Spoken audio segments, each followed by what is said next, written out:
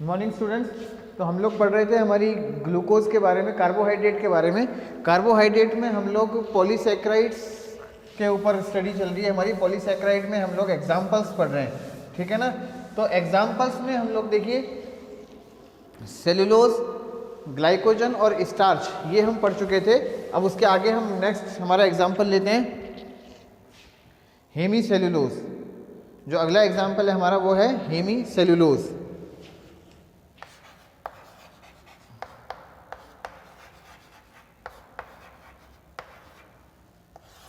Hemy cellulose ये structural polysaccharide है।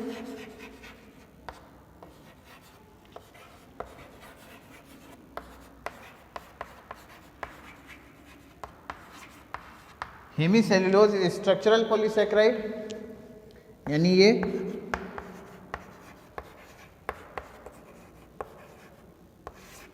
संरचनात्मक पॉलीसैकेराइड है।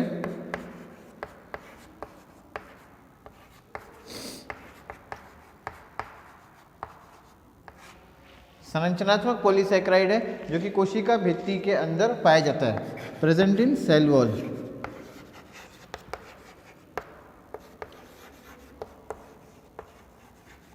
कोशिका भित्ति के अंदर ये उपस्थित होता है, सेल वॉल के अंदर ये उपस्थित होता है, ठीक है। इसीलिए इसे संरचनात्मक पॉलीसैकेराइड या स्ट्रक्चरल पॉलीसैकेराइड भी बोलते हैं। यह हेट्रोपॉलीसैकेराइड है। It is हेट्रोपॉलीसैकेराइड। हेट्रोपॉलीसैकेराइड है। ये बना होता है ग्लूकोमेनन और जाइलन से, जो बीटा 1,4 बॉन्ड से बंधे होते हैं। It is composed of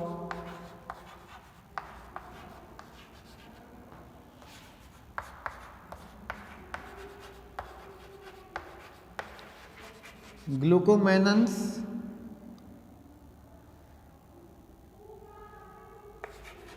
and xylan. Glucomannan से और जाइलन से बना हुआ होता है, जो कि बीटा 1,4 बॉन्ड से जुड़े हुए होते हैं, ठीक है। बीटा 1,4 बॉन्ड यानी बीटा 1,4 ग्लाइकोसाइडिक बॉन्ड से जुड़े हुए होते हैं। ये बात हो गई हमारी सेलुलोज, हेमी सेलुलोज की। इसके बाद नेक्स्ट आती है बात पैक्टिन की।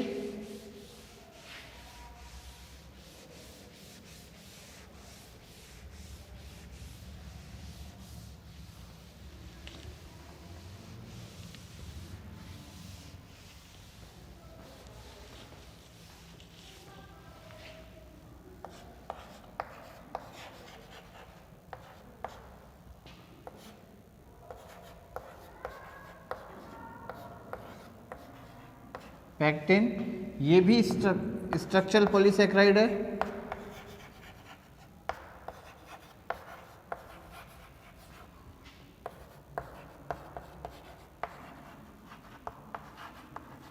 पैक्टिन जो है यह भी स्ट्रक्चरल पॉलीसैकेराइड है।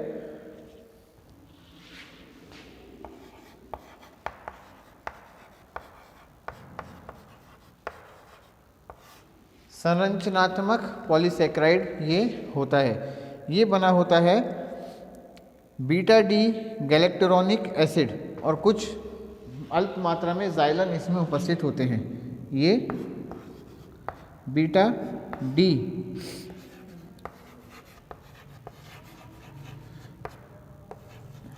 गैलेक्टोरोनिक एसिड, ठीक है, और रेयर अमाउंट में जाइलन्स इसके अंदर पाए जाते हैं।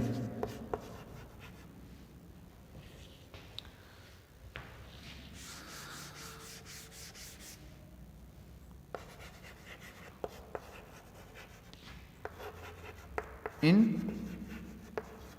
रेयर अमाउंट, अल्प मात्रा में जाइलन भी इसमें होते हैं, ठीक है, ठीक है। ये है पैक्टिन। ये पैक्टिन सेल वॉल की मिडिल लैमिला का इंपॉर्टेंट कंपोनेंट होता है। Component of middle lamella of cell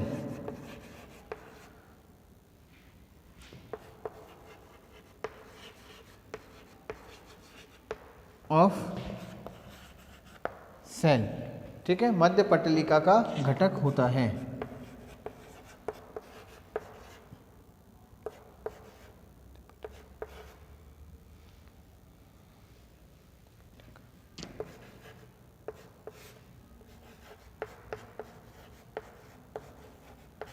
यह भी हीट्रोपॉलीसैकेराइड है।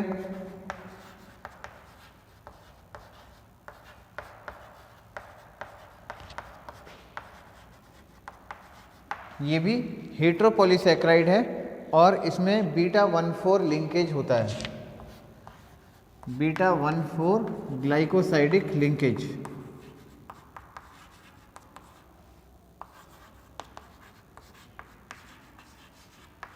इसके अंदर पाया जाता है, ठीक है। अब बात आती है, देखो गैलेक्टोरोनिक एसिड क्या है।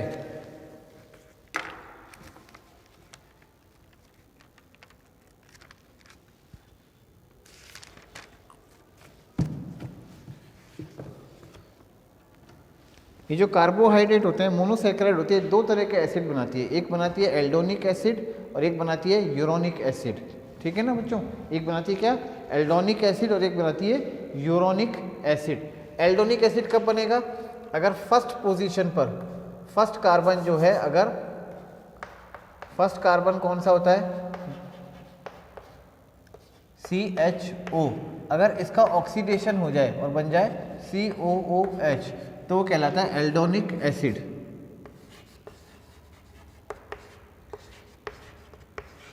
जैसे ग्लूकोज है तो ग्लूकोज से बनेगा ग्लूकोनिक एसिड,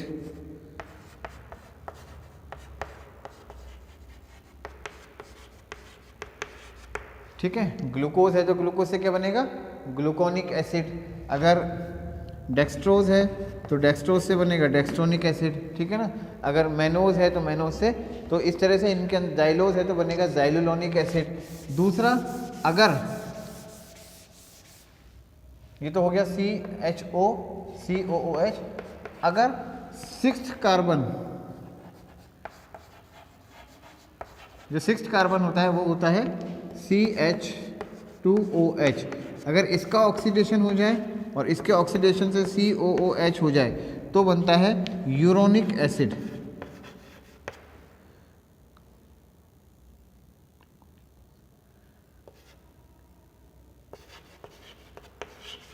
फिर बनेगा यूरोनिक एसिड। जैसे ग्लूकोज है तो बनेगा ग्लूकोरोनिक एसिड, गैलेक्टोज है तो गैलेक्टोज से बनेगा गैलेक्टोरोनिक एसिड। तो अब हम यहाँ बात करें, देखो गैलेक्टोरोनिक एसिड, तो गैलेक्टोरोनिक एसिड का स्ट्रक्चर अब हम बना लेते हैं। क्या स्ट्रक्चर होता है इसका,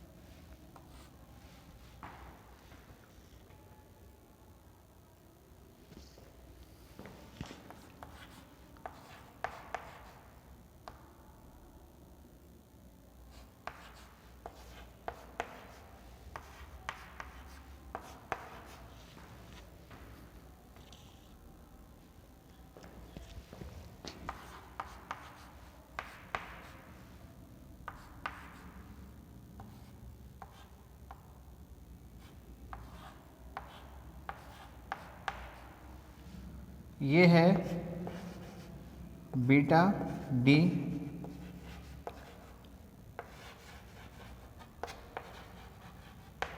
गैलेक्टोरोनिक एसिड, ठीक है। ये है बीटा डी गैलेक्टोरोनिक एसिड। ये गैलेक्ट्रॉन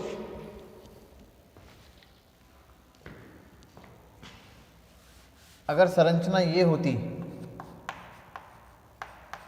तो ये होता गैलेक्टोज। अगर संरचना ये होती तो ये होता गैलेक्टोज। ये पहला कार्बन, दूसरा, तीसरा, चौथा, पांचवा और छठा, 6 कार्बन का अगर ऑक्सीडेशन हो जाए तो इससे बनेगा COH ग्रुप आ जाएगा। अगर जो 6 कार्बन है इसका ऑक्सीडेशन हो जाए तो COOH ग्रुप आ जाएगा यहाँ पे। तो ये बन जाएगा बीटा डी गैलेक्ट्रॉनिक एसिड। ठीक है ना। तो ये हमारी संरचना है किसकी, बीटा डी गैलेक्ट्रॉनिक एसिड की। बना लीजिए आप इसको। इसी तरह मैं आपको एक बार ग्लूकोनिक एसिड का स्ट्रक्चर भी बना के बताता हूँ। D gluconic acid,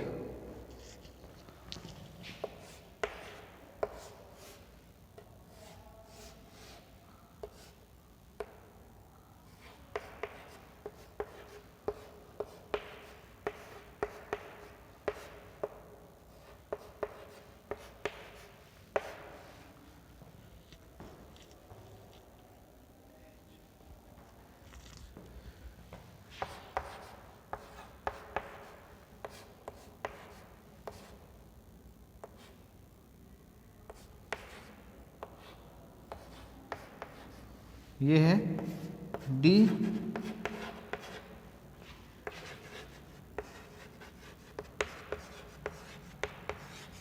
gluconic acid. वो ग्लूकोज से बना है, ये गैलेक्टोज से बना है। पैक्टिन इससे मिलकर बनता है। पैक्टिन इसका पॉलीमर होता है। पैक्टिन के बाद अब नेक्स्ट आता है काइटिन। नेक्स्ट जो स्ट्रक्चर है हमारा वो है काइटिन का।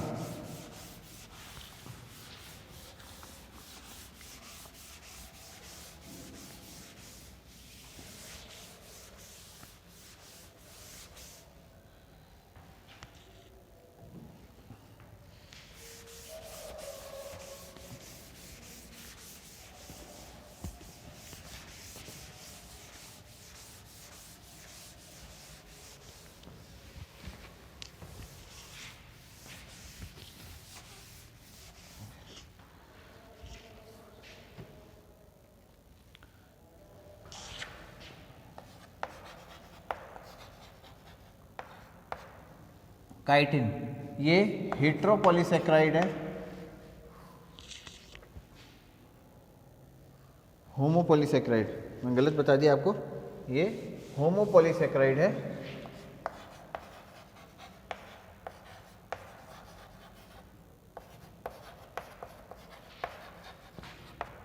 इट इज होमोपॉलीसेक्राइड, स्ट्रक्चरल पॉलीसेक्राइड है, संरचनात्मक पॉलीसेक्राइड है ये।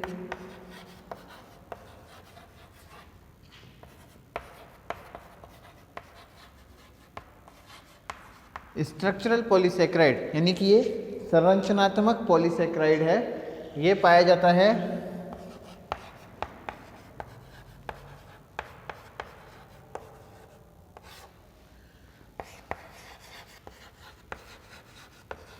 सेल वॉल ऑफ फंगस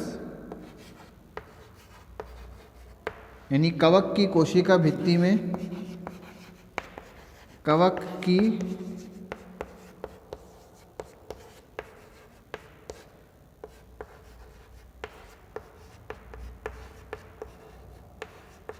कोशिका भित्ति में यानी कि सेल वॉल ऑफ फंगस और कीटों के बाह्य कंकाल में, कीट जो होते हैं उनके बाह्य कंकाल के अंदर ये उपस्थित होता है।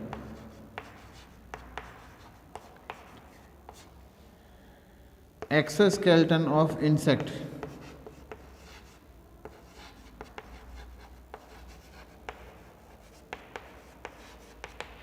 एक्सोस्केलेटन ऑफ इंसेक्ट, ये एन एसिटाइल डी ग्लूकोसामीन इकाइयों से मिलकर के बनता है। It is composed of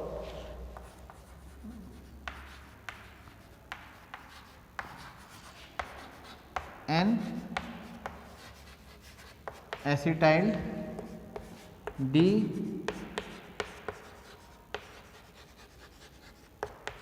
glucosamine units. ठीक है, N acetyl D glucosamine unit से मिलकर के ये बनता है और बीटा 1,4 बॉन्ड इनके अंदर होता है। Bond is beta 1,4 glycosidic bond.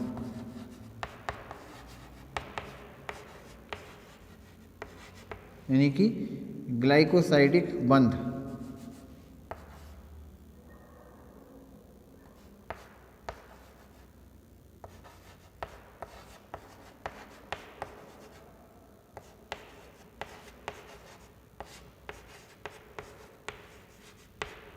इनमें उपस्थित होता है। बीटा 1,4 ग्लाइकोसाइडिक बंध से ये बंधे हुए होते हैं। ठीक है। एन एसिटाइल डी ग्लूकोसामाइन को NAG भी बोल देते हैं, नाग। इसे NAG नाग भी बोल दिया जाता है शॉर्ट फॉर्म में।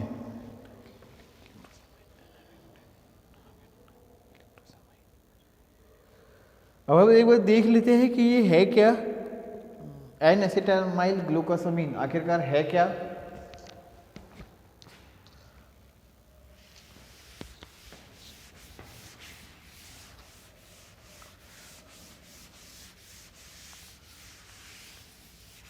सबसे पहले तो ये ग्लूकोज का डिराइव्ड है, it is the derivative of glucose. ठीक है ना, ये क्या है, ग्लूकोज का डेरिवेटिव है। अब ग्लूकोज से कैसे डिराइव होता है, देखो सबसे पहले हम बनाते हैं ग्लूकोज की संरचना।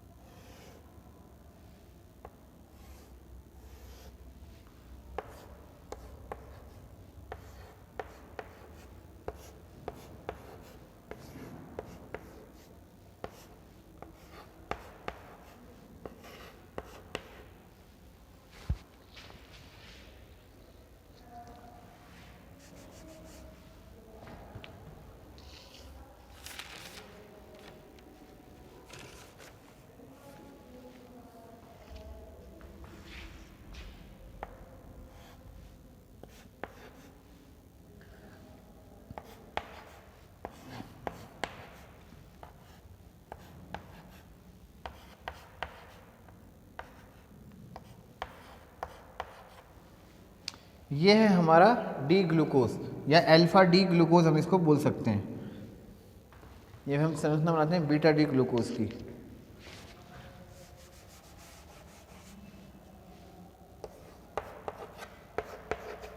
ये है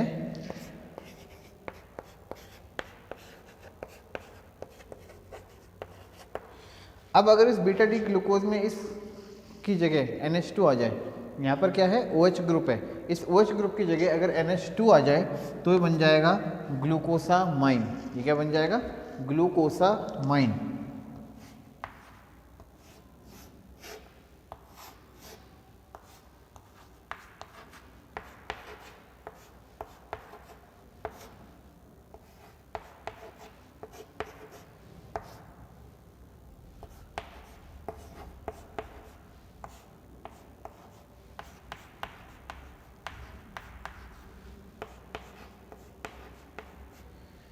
ये जो संरचना होगी ये कहलाती है बीटा डी ग्लूकोसामाइन।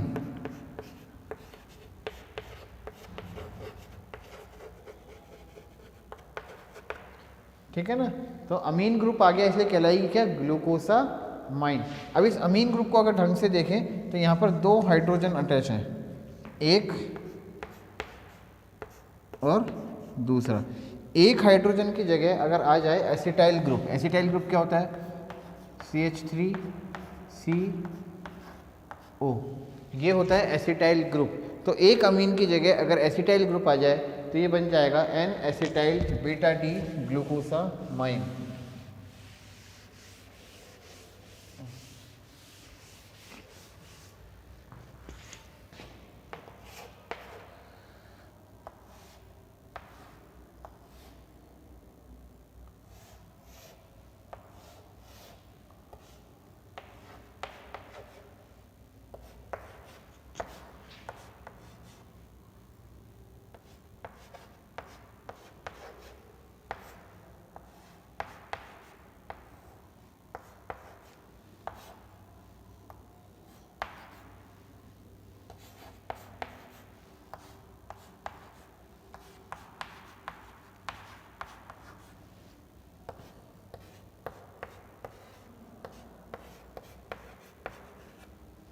ये है N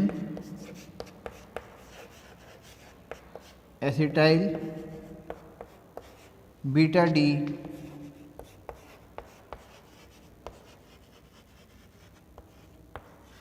ग्लूकोसामाइन, ये कहलाता है N acetyl beta D glucosamine. तो जो काइटिन है वो इसका पॉलीमर होता है, काइटिन जो है वो इसी का पॉलीमर होता है। ये स्ट्रक्चर बना लीजिए आप।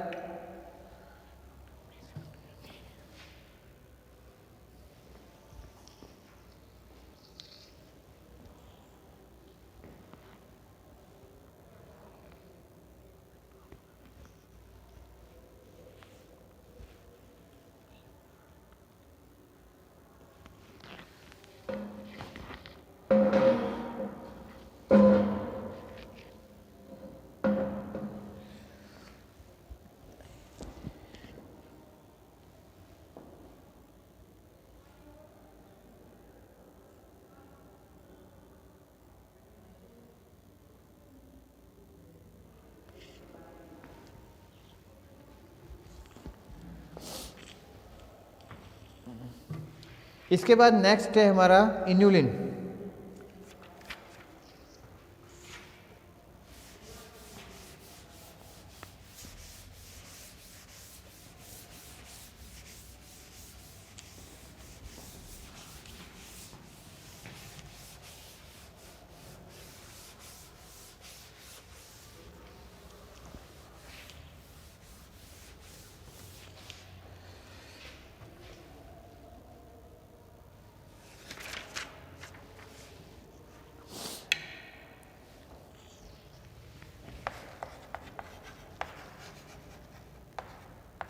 इन्यूलिन, इन्यूलिन क्या है? It is storage polysaccharide.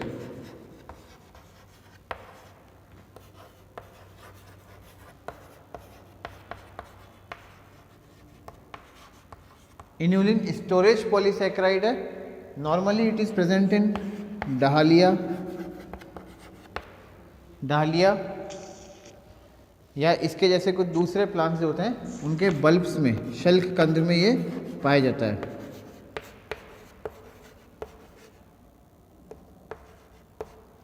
शल्क कंद में ये पाया जाता है।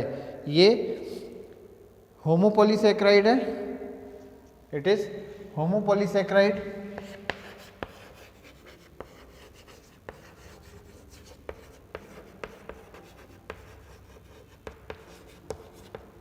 It is homopolysaccharide and it is composed of fructose units. Fructose इकाइयों का बना हुआ होता है, जिसमें fructose unit beta 2,1 glycosidic bond से जुड़ी होती हैं।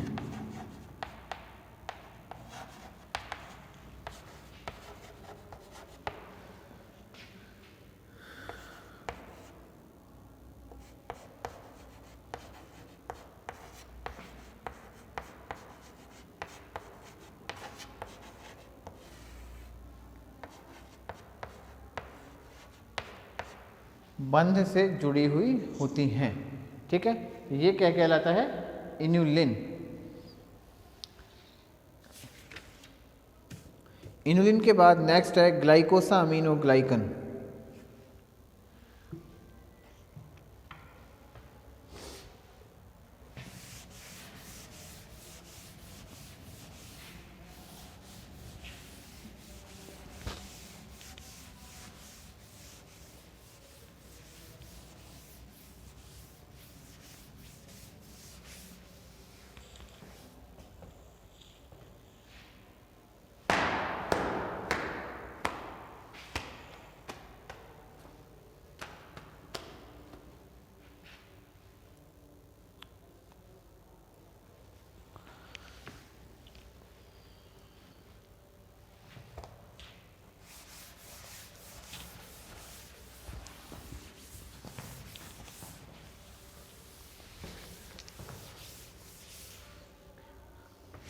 नेक्स्ट है ग्लाइकोसामिनोग्लाइकन।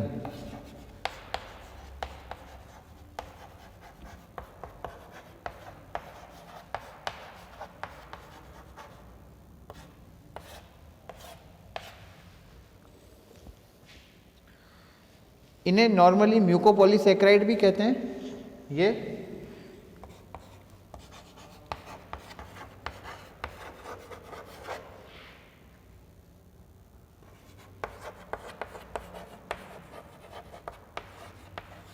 म्यूकोपॉलीसैकेराइड भी कहलाते हैं ये।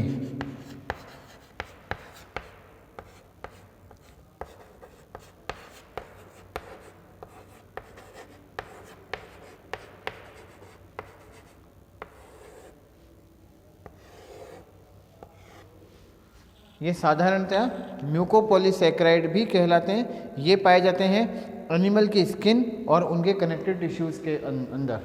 ये पाए जाते हैं जंतु त्वचा और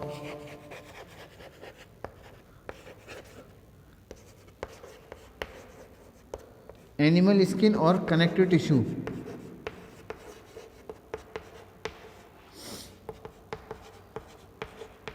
में ये प्रेजेंट होते हैं।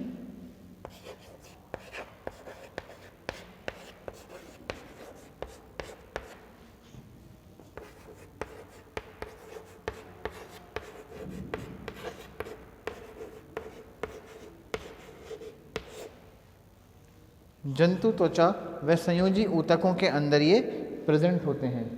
म्यूकोपॉलीसैकेराइड क्यों बोलते हैं इनको? क्योंकि ये जो ग्लाइकोसामिनोग्लाइकन है ये एक तरह से चिकनी पदार्थ, चिकनी परत का काम करते हैं, जिसकी वजह से कनेक्टिव टिश्यू के जो सेल्स होते हैं, संयोजी ऊतक की जो कोशिकाएं होती हैं, वो आपस में जुड़ी हुई रहती हैं।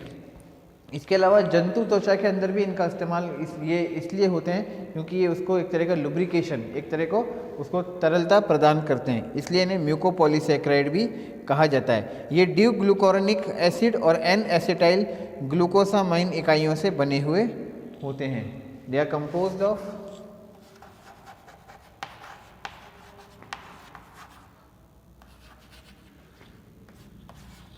D glucuronic acid plus N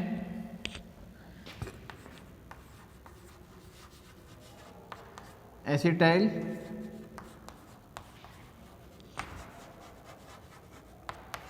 ग्लूकोसामाइंस। D glucuronic acid और एन एसिटाइल ग्लूकोसामाइन से मिलकर के बनते हैं। कैसे बनते हैं अब हमें एक बार थोड़ा सा समझना पड़ेगा। ये जो दोनों यूनिट होती हैं, डी ग्लूकोरोनिक एसिड और एन एसिटाइल ग्लूकोसामाइन, ये दोनों यूनिट आपस में बीटा 1,3 बॉन्ड से जुड़ी हुई रहती हैं। बीटा 1,3 ग्लाइकोसाइडिक बॉन्ड से जुड़ी हुई रहती हैं ये दोनों यूनिट, ठीक है।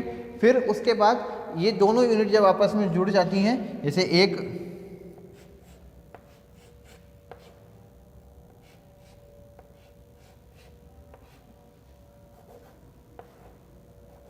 यहाँ पे होगा ऑक्सीजन, यहाँ पे CH2OH, यहाँ पे CH2OH, ठीक है।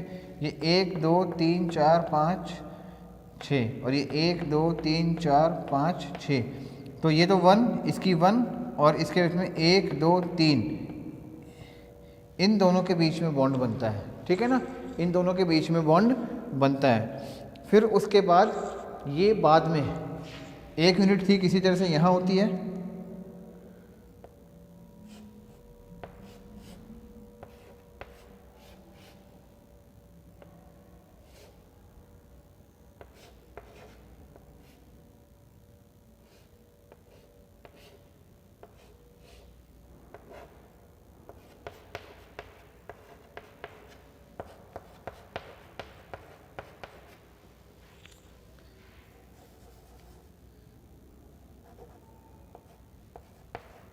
ये एसिड है तो ये OH होगा, और ये भी एसिड है तो ये भी OH होगा। यहाँ NHCOCH3 होगा, यहाँ NHCOCH3 होगा, और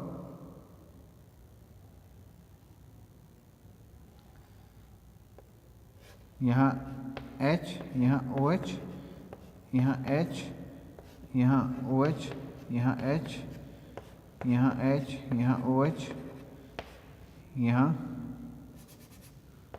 OH, यहाँ H, और ये खुला रहेगा ठीक है ना। तो ये हमारी स्ट्रक्चर बन गई। ठीक इस तरह से OH बॉन्ड यहाँ पे आप अपने आप बना लेना देख करके, मैंने आपको स्ट्रक्चर समझा दिए हैं सारे। ये एक यूनिट बनी, एक इकाई बनी, जिसमें ये तो है डी ग्लूकोर्निक एसिड,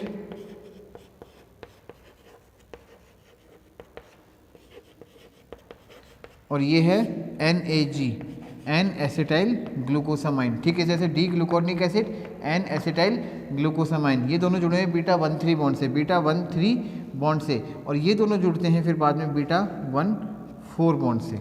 ठीक है ना। ठीक उसी तरह से यहाँ पर एक दूसरी यूनिट फिर जुड़ती है β14 बॉन्ड से।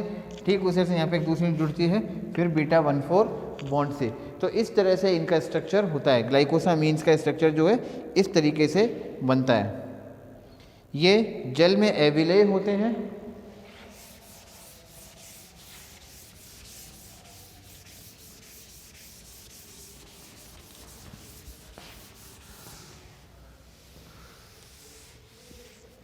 आप चाहे तो ये स्ट्रक्चर बना सकते हैं।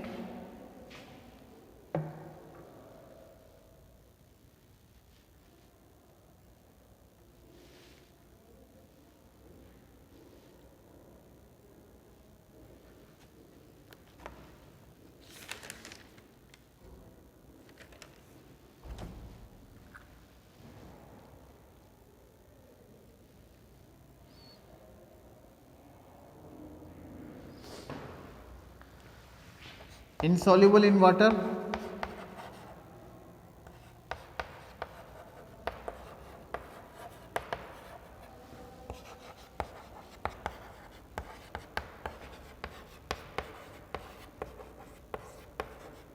जल में अविलेय होते हैं, इंसॉल्युबल होते हैं वाटर में। इसके example heparin, hyaluronic acid, heparin,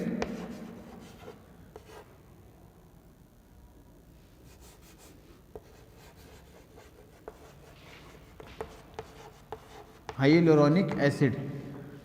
heparin जो है ये ब्लड के अंदर होता है, इंसेक्ट्स के ब्लड के अंदर एंटीकोएगुलेंट होता है, ब्लड को क्लॉट होने से रोकता है।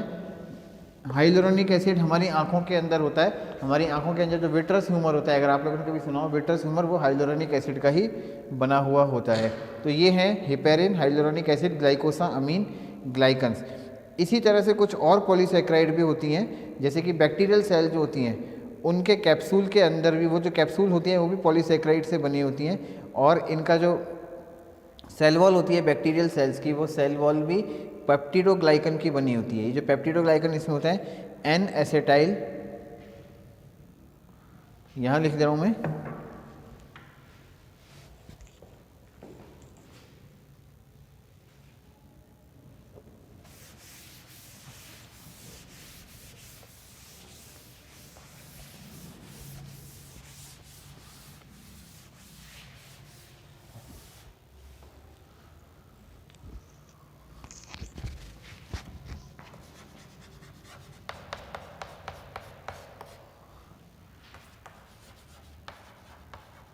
सेल वॉल ऑफ बैक्टीरिया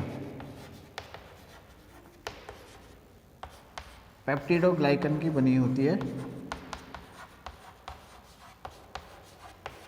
इसके मेन कंपोनेंट होते हैं NAG और NAM, नाग एम नाम। ठीक है, नाग एंड नाम। NAG का मतलब है एन एसिटाइल ग्लूकोसामाइन, ये है एन एसिटाइल ग्लूकोसामाइन, और ये है एन एसिटाइल म्यूरामिक एसिड।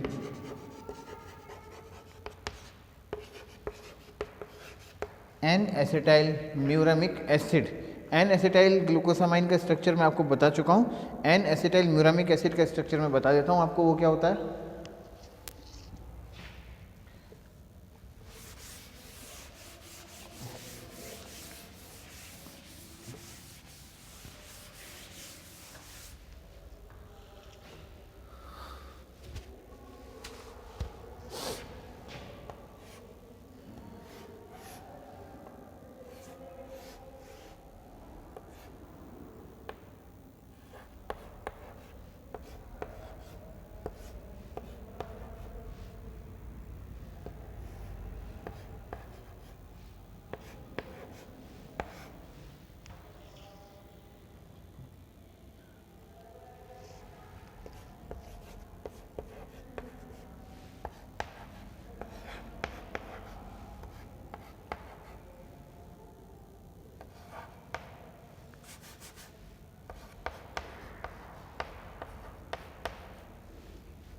अगर R की जगह ये जो R एल्काइल ग्रुप आपको दिख रहा है इसमें OH था, OH होना चाहिए था,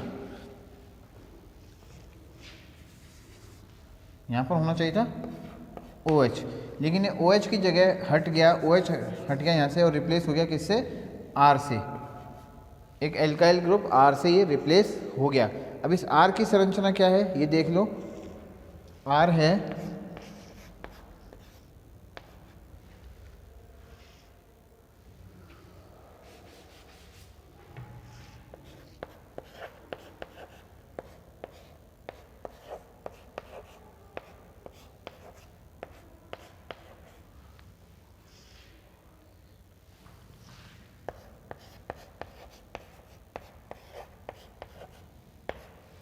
ये R अगर यहाँ पे आ जाए तो ये बनता है म्यूरामिक एसिड।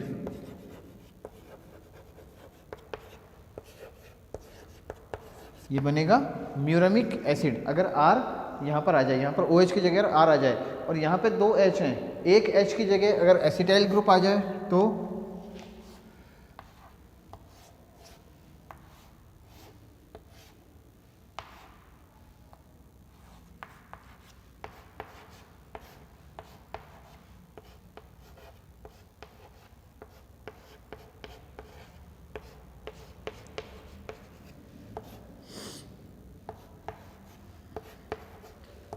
R वही रहेगा जो वहाँ पे मैंने बनाया है,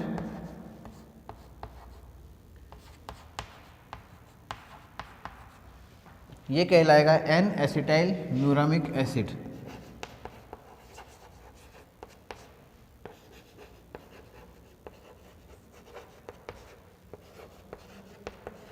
this is known as N acetyl muramic acid. अगर यहाँ पे OH की जगह, नॉर्मल स्ट्रक्चर अगर आप देखोगे पेज पर लटके तो यहाँ पे OH की जगह अगर R आ जाए, R की जगह ये हो, R क्या हो, ये R जो है मैंने इसकी जगह ये इतना सारा यहाँ लिख नहीं सकते, ये पूरा जो स्ट्रक्चर है ये हम लिख नहीं सकते यहाँ पे, ठीक है ना, क्योंकि जगह छोटी है, इसलिए मैंने R को यहाँ पे अलग लिख दिया और इसकी जगह R लिख दिया, ठीक है ना। तो ये स्ट्रक्चर अगर यहाँ पे आ जाए, ये वाला ग्रुप अगर आके यहाँ पे जुड़ जाए तो ये कहलाएगा म्यूरामिक एसिड। और अगर यहाँ पे इस म्यूरामिक एसिड में 2 H की जगह में से एक H हट जाए और उसके ऊपर एसिटाइल ग्रुप आके जुड़ जाए तो कहलाता है N एसिटाइल म्यूरामिक एसिड। इसे बोलते हैं NaM। ये भी डिराइव ग्लूकोज है और ये दोनों NaM और NAG मिलकर के बनाती हैं बैक्टीरिया की सेल वॉल। पेप्टिडोग्लाइकन और पेप्टिडोग्लाइकन से बैक्टीरिया की सेल वॉल बनती है, ठीक है। तो ये हो गए हमारे ग्लाइकोसामिनोग्लाइकन्स। इसका स्ट्रक्चर भी आप बना लीजिए। इसके बाद हमारे ये ग्लूकोज जो है केवल ख़त्म हो रहा है, केवल 2 छोटे छोटे टॉपिक इसमें बच रहे हैं, एक ग्लाइकोप्रोटीन्स और एक ग्लाइकोलिपिड्स। ग्लाइकोप्रोटीन वो होते हैं जिसमें ग्लूकोज प्रोटीन के साथ मिलता है तो संरचना बनती है, स्ट्रक्चर बनता है ग्लाइकोप्रोटीन्स, और अगर ग्लूकोज या कार्बोहाइड्रेट्स अगर लिपिड के साथ मिलते हैं तो वो कहलाता है ग्लाइकोलिपिड्स। ये दोनों हम कल पढ़ेंगे। और इसके बाद फंक्शंस कि जो कार्बोहाइड्रेट्स हैं उनके फंक्शंस, और फिर उसके बाद हमारा ये चैप्टर ख़त्म हो जाएगा। फिर हम नेक्स्ट चैप्टर हमारा स्टार्ट कर देंगे प्रोटीन्स। ये स्ट्रक्चर आप जरूर बना लीजिएगा दोनों, N एसिटाइल म्यूरामिक एसिड के और N एसिटाइल ग्लूकोसामाइन का मैंने आपको बना ही चुका हूँ, ठीक है ना।